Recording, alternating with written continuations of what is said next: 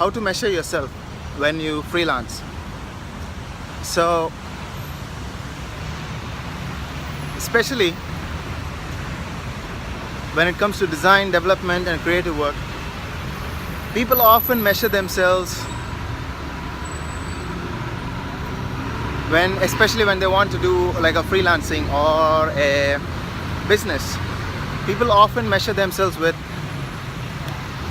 the wrong scale, so to speak. So for example,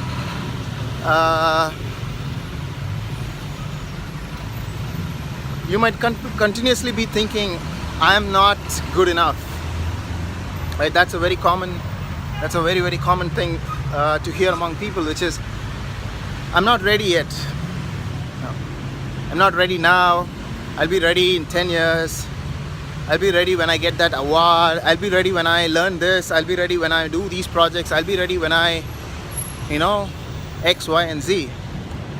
And this is just, people never question beyond that. Like, they don't even stop and think and be like, is it even realistic to say that? Is it even realistic to say, I want to accomplish so and so's things before I get to start my own business, start freelancing, whatever? All of this is triggered by one thing. Today something happened, and this is not the first time it happened, because when it happened the last time, I was with my client, and this person was almost behaving like a super fan. Like rock stars have fans. So this person was so overwhelmed with the fact that I've helped them with their life and business, and made it simple. They were thinking that they were underpaying me, in spite of me in my head thinking that have kind of been increasing my prices. And sometimes I feel like, come on, like, you've done the same work before for a lower cost, and now what made you increase it, right? Like, because that's how our human mind works. Our mind works in mysterious ways, so we kind of have these stupid justifications, I guess. But this person was clearly, like, she thought she was underpaying me. And I also have a bunch of clients who never complain about how much I charge. They're like, yeah, of course it's justified. Of course it's justified for the amount of work you provide, right? Now, a lot of people think charging is about just work. Okay, so for example, let me give you an example. So if I know X, I can charge so much. If I know one can do 2x, 3x, then I can charge 2x, 3x, right? This is a very wrong scale. Allow me to explain, because you're missing out on all these other things, like how much time I spent to put myself out there, how much time I spent so that clients like her who are in need can actually find me, right? If clients like her can actually find me, she's not finding you or somebody who is actually probably much more skilled than I am, but she's finding me because I put the effort and work to make myself available, go out and say that, hey, there's a person like me, which I'm doing right now, even in the form of this video. But this is not to attract clients, this is to attract people, potential students who I can help get better with freelancing.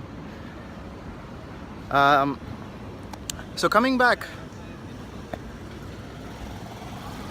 I would say that, so if there are 100 clients out there or 1,000 clients out there who think they're underpaying me when I charge them $50 an hour, just an example, and I'm doing some work, and I've done the same work, exactly same work, last week for $20 an hour, is it fair or unfair?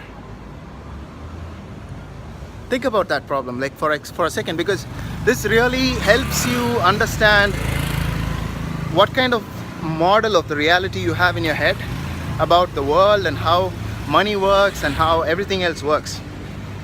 So it's a very interesting problem, because is it fair? Is it okay? Is it fair when I'm actually better. Usually we say if there is nobody else as good as you, then it's fair. But what is good? What is skill? Is it that I have to code with half the number of variables as them? Is it that I have to be able to do a sketch twice as fast as them?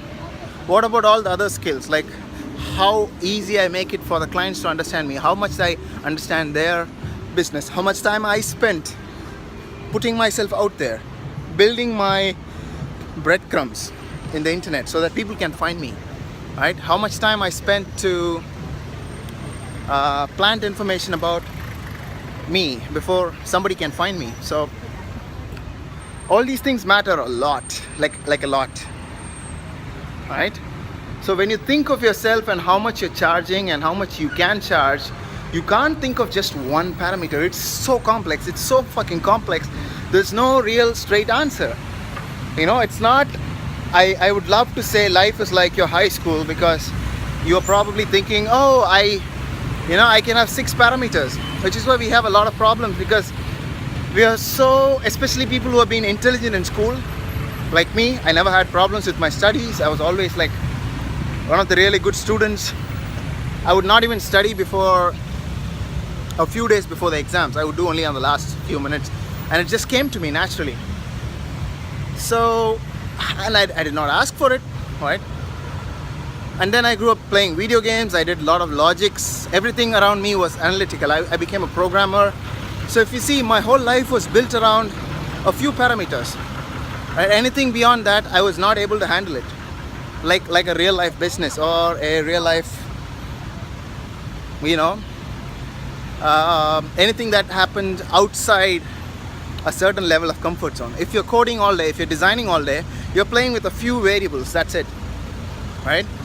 You're not going beyond it. But when it comes to a business, there are so many factors that you cannot really say if you're worth something. Who decides the price? So the ultimate answer is only you decide the price. And if there's 1,000 people who are willing to pay a certain price to work with you, nothing else matters. It doesn't matter that there is somebody else who is better. Again, coming back to the original phrase, how do you say somebody is better than you? How do I say, let's take an absurd example. How do I say that the creator of Linus Torvalds is better than me, right? He's better than me at some things. Let's say he's really good at coding. He's really good at understanding some things. But if you start laying out attributes of what Linus Torvalds is better than me, yeah, there's definitely a lot of them. He's going to excel me out. But there are also a lot of things, very intangible things, that I am going to be better at. So, and who decides which of those attributes are interesting, which of those attributes are useful? There's no single governing body, right? There could be a bunch of clients who think I am really awesome because I suit their business model and their way of thinking, and I really get them. And then there could be a bunch of clients who think I'm totally useless. I just waste their money and waste their time, right? Simply because these people find it easier to work with me. And you can put the same parallels to dating life. It's very common to say that, oh, you usually need to have money, you need to have 6 packs, you need to have looks, you need to be tall, blah blah blah, and that's it.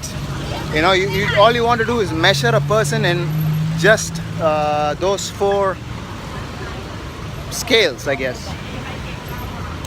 Let me continue this.